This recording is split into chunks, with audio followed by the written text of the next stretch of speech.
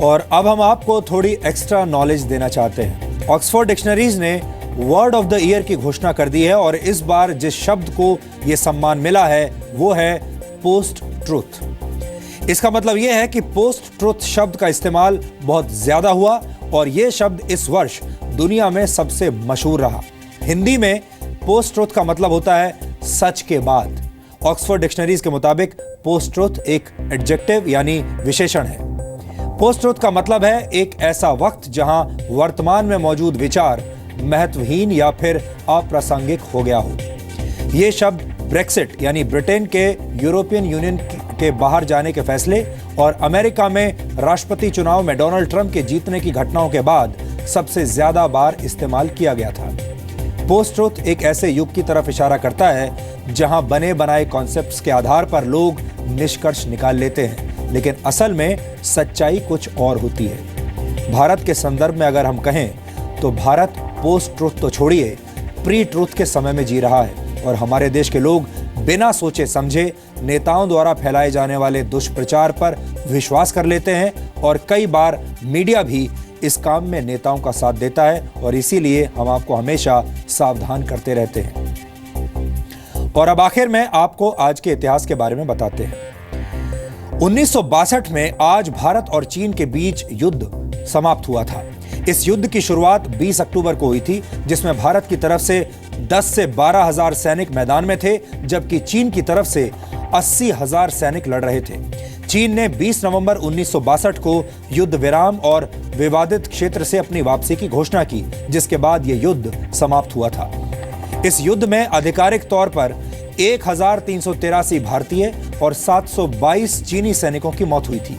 इस युद्ध की टीस भारत को आज भी महसूस होती है। भारत के महान वैज्ञानिक सर सीवी रमन का 1970 में आज निधन हुआ था। सर सीवी रमन ने लाइट स्कैटरिंग के प्रभाव पर महत्वपूर्ण शोध किया था। फिजिक्स में इसे उन्हीं के नाम पर रमन स्कैटरिंग और रमन इफेक्ट कहा जाता है। 1930 में सर सीवी रमन को अपने शोध के लिए नोबेल पुरस्कार से भी सम्मानित किया गया था। सर सीवी रमन ने ऑप्टिक्स और अकूस्टिक्स पर कई किताबें भी लिखी थी। 1954 में फिजिक्स में उनके योगदान के लिए सर सीवी रमन को भारत रत्न से सम्मानित किया गया था। सर सीवी रमन विज्ञान के क्षेत्र में नोबेल पुरस्कार जीतने वाले पहले एशियाई व्यक्ति भी थे। 1783 में आज ही के दिन दुनिया के पहले हॉट एयर बलून यानी गर्म हवा के गुब्बारे में 2 लोगों ने उड़ान भरी थी। यह करिश्मा फ्रांस के पेरिस शहर में हुआ था और आपको इस घटना का ऐतिहासिक संदर्भ बताना भी आज जरूरी है। सितंबर 1783 में मॉन्टगोल्फियर ब्रदर्स ने पहला हॉट एयर बलून दुनिया के सामने रखा था। शुरुआत में मॉन्टगोल्फियर ब्रदर्स ने हॉट एयर बलून्स पर उड़ान को लेकर कई प्रयोग किए।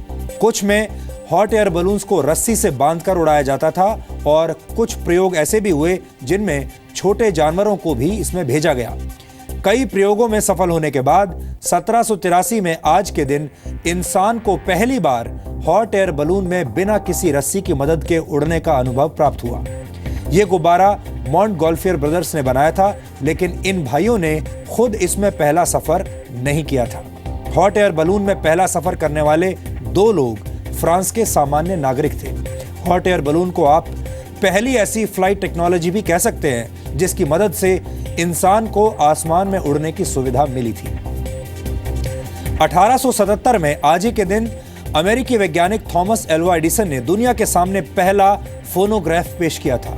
यह एक ऐसा यंत्र था जिसमें आवाज को रिकॉर्ड किया जा सकता था और उसे बाद में सुना भी जा सकता था, यानी बाद में उसे प्ले किया जा सकता था। फोनोग्राफ ही आगे चलकर ग्रामोफोन के नाम से मशहूर हुआ। म्यूजिक इंडस्ट्री के लिए यह एक क्रांतिकारी आविष्कार था। और आज वर्ल्ड टेलीविजन डे है। 1996 में यूनाइटेड नेशंस जनरल असेंबली ने आपकी और हमारी जिंदगी में टेलीविजन के महत्व को समझते हुए इस दिन को टीवी के नाम कर दिया था। आज का दिन असल में हमारे और आपके रिश्ते के लिए एक बहुत बड़ा दिन है। आपको बता दें कि जी टीवी भारत का पहला प्राइवेट टीवी चैनल है और जी न्यूज भारत का पहला प्राइवेट न्यूज चैनल है और इन दोनों को ही आपके घरों तक पहुंचाने का श्रेय जाता है डॉक्टर सुभाष चंद्रा को, जो जी टीवी के प्रमोटर हैं। और इसीलिए डॉक्टर सुभाष चंद्रा को भारत में फादर ऑफ टेलीविजन भी कहा जाता है।